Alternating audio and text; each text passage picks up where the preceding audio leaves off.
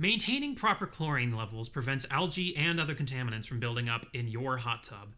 Here's how you can do that with FreshWater concentrated chlorinating granules.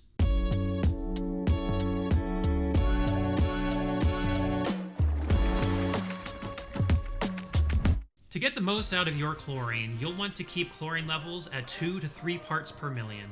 Check your levels daily or as needed to make sure they stay within this range. If it gets too low, add 1/2 ounce of chlorine for every 500 gallons of water until it is in the correct range. Remember that heavy bathing or the use of oils or lotion may increase the chlorine demand of the hot tub, making more frequent chlorine checks necessary. If your water does not already have chlorine in it, either because you've just filled your hot tub or changed the water, add 1/2 ounce of chlorine for every 500 gallons of water, spreading it over the surface until it is in the correct range.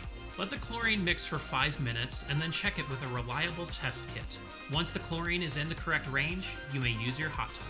To prevent odors and algae, it is good practice to occasionally double your dosage to 1 ounce for every 500 gallons of water.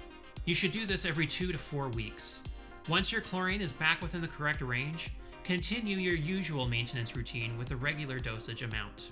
Having the correct pH balance in your hot tub will maximize the effectiveness of your chlorine. Measure your pH with a reliable test kit and keep it in the 7.2 to 7.8 range for clean, sparkling water.